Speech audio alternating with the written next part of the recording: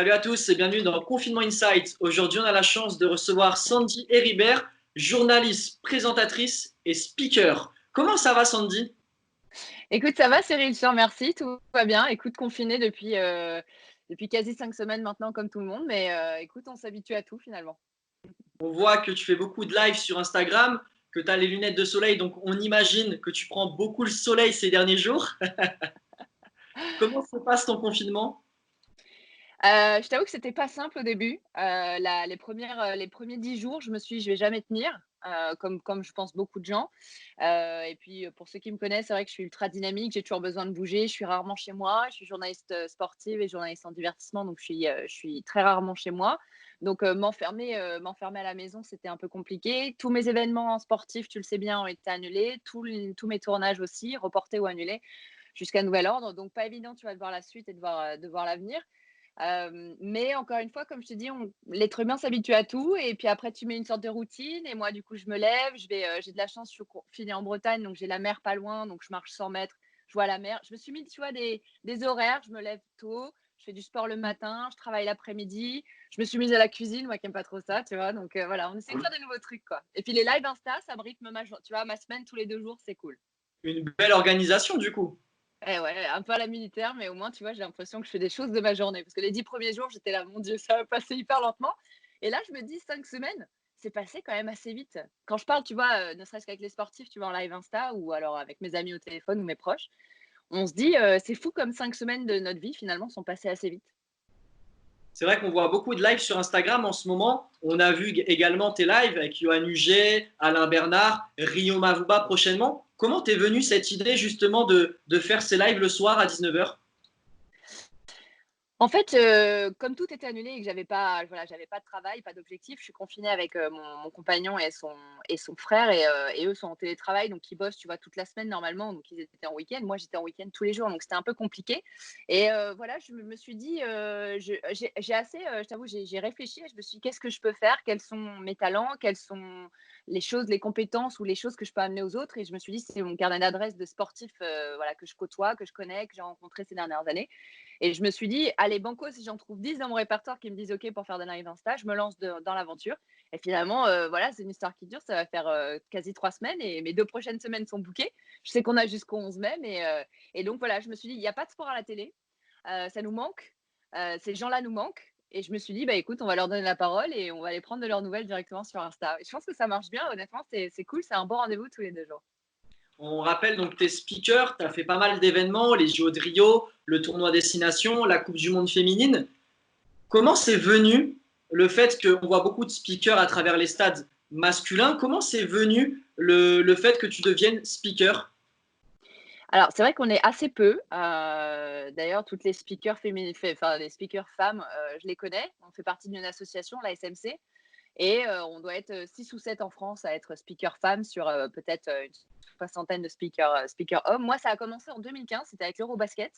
On est venu me chercher pour mes compétences de journaliste. Il y avait déjà en fait le PA, le public announcer, il y avait le MC, celui qui met un peu l'ambiance, et du coup, ils avaient besoin en gros d'un troisième joyeux luron pour faire, tu vois, les interviews bord terrain avec la retransmission sur les écrans. Donc moi, je suis arrivée avec cette troisième patte, ce talent, je dirais, et au fur et à mesure, j'ai glissé sur leur univers à eux, ils ont glissé sur le mien, ils faisaient aussi les interviews bord terrain, et je suis devenue speaker un peu pendant cette aventure en 2015. Et après, ça s'est enchaîné assez vite. Mon nom a commencé à tourner dans la fédération, tu vois, la FIFA, l'UEFA, la fédération de rugby. J'ai fait les championnats du monde de hockey, enfin plein de sports, des sports que je ne connais pas forcément. Donc ça me fait bosser. J'étudie ces sports et puis après, je suis speaker dans les stades. C'est vraiment sympa. C'est une casquette que j'aime beaucoup. Quel est ton meilleur souvenir en tant que speaker, justement, parmi tous les événements que tu as pu faire?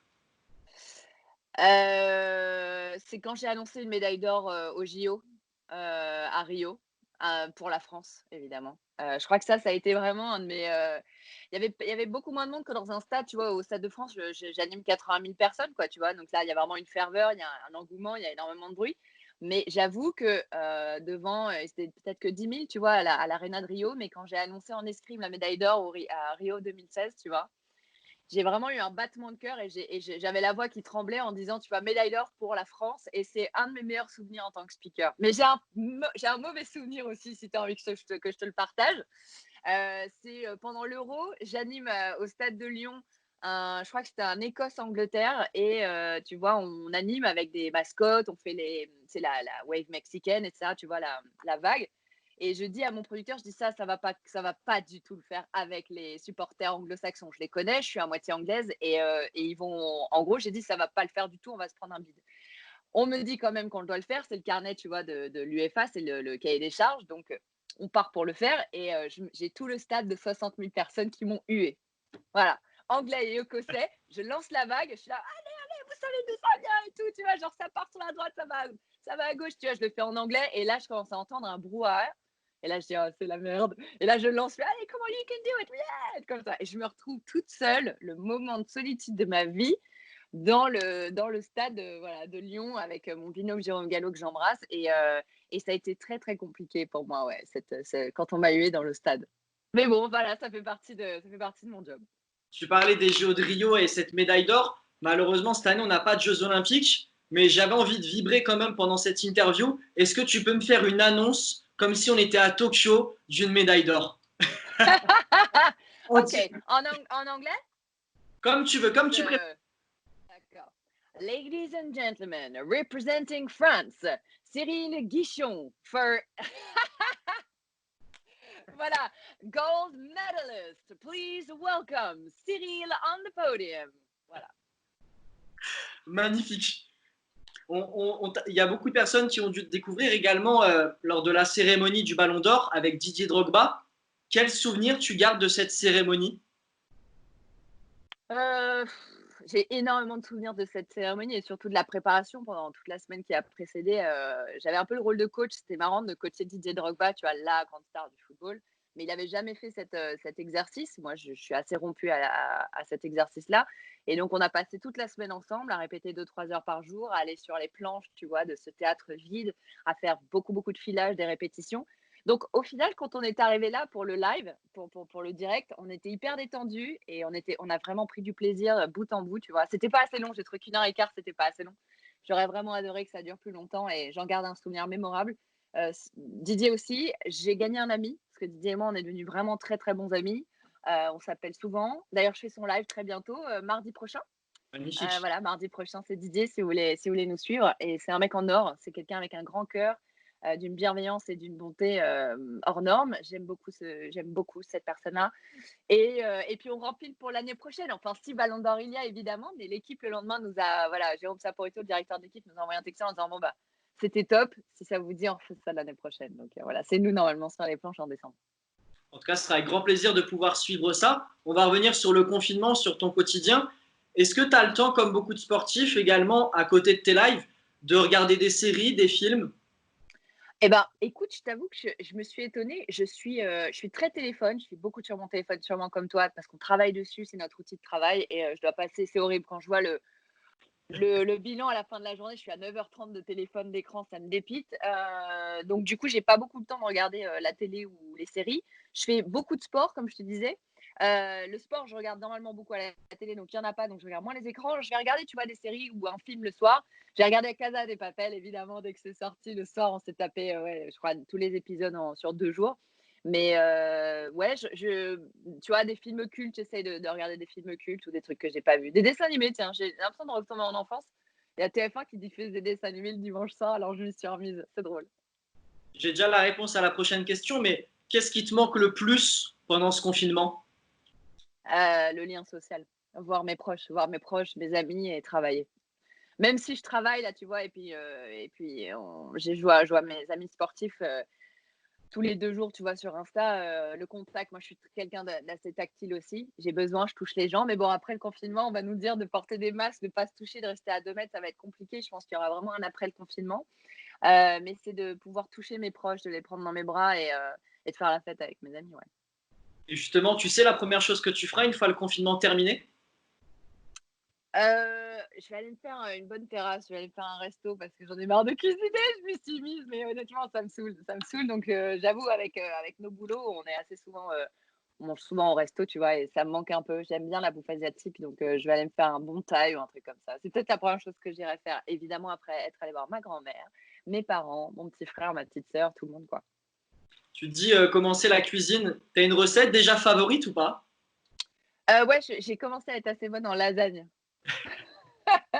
J'ai 2 mecs à la maison, donc du coup, j'ai dû faire un peu de pâtes et de viande. Alors du coup, la lasagne, c'est devenu un peu mon plat signature. Apparemment, ils sont bonnes. On a hâte de goûter ça alors. Bah, écoute, pourquoi pas Cyril? On se fait ça, on se fait une bouffe quand on sort. C'est tout ce qu'on peut se souhaiter. Qu'est-ce qu'on peut te souhaiter? Bien évidemment, la reprise du sport pour te voir à nouveau à l'œuvre en tant que journaliste, présentatrice et bien sûr speaker, parce que malheureusement, on n'a pas eu le dernier match du tournoi Destination. Eh non, ça, c'est compliqué. Comment tu as vécu le tournoi cette année du tournoi Destination? Alors, j'y étais pas cette fois-ci, malheureusement. J'ai eu les dates très, très tard et j'étais engagée sur d'autres événements, donc j'étais pas speaker cette année. C'est mon binôme Éric Dagan et Stéphane qui ont été speakers sur les 6 nations. Donc, je l'ai suivi, j'ai regardé les matchs, mais j'étais pas en France. Mais les boules, parce qu'on a eu 3 victoires, on finit sur une défaite voilà, qui nous fait un peu chier. Et on attend, tu vois, ce dernier match contre l'Irlande, et puis il vient pas, quoi. Donc là, on sait pas trop. J'en parlais avec Johan Huget, on ne sait pas si on repart sur un nouveau 6 nations à la place de la tournée d'automne, ou si on fait ce dernier match, mais ça n'aura pas vraiment la même saveur et on aura peut-être, tu vois, un petit peu oublié tu vois, les automatismes. On ne sait pas trop encore ce que ça va donner Destination cette année. C'est vrai qu'on avait bien commencé, on espérait bien sûr faire le grand chelem. Malheureusement, ça ne sera pas le cas. On espère bien sûr dans les futures années et bien sûr avec la Coupe du Monde qui aura lieu en Mmh. France, pouvoir voir du beau rugby et du beau sport.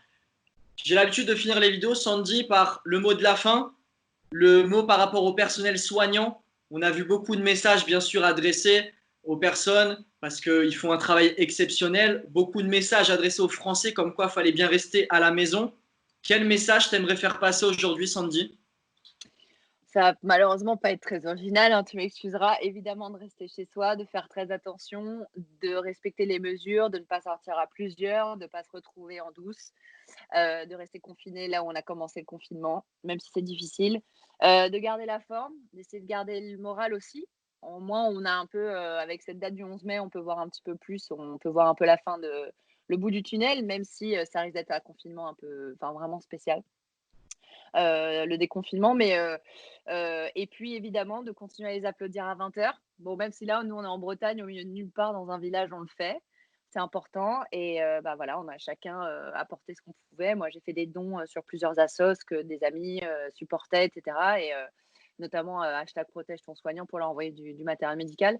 Donc, si on peut participer en faisant des actions, ou alors en tout cas de rester chez soi pour le personnel soignant, et de leur dire qu'on se retrouvera bientôt pour faire la fête et regarder plein de sports ensemble.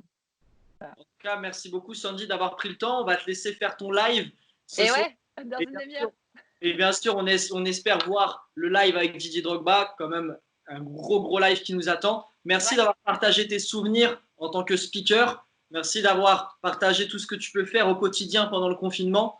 On espère bien évidemment que le sport va reprendre au plus vite Et pour ouais. te voir à nouveau nous faire savourer comme tu m'as fait savourer pendant cette interview avec l'annonce magnifique de la médaille d'or. Et quant à nous, on se retrouve prochainement pour un nouveau numéro de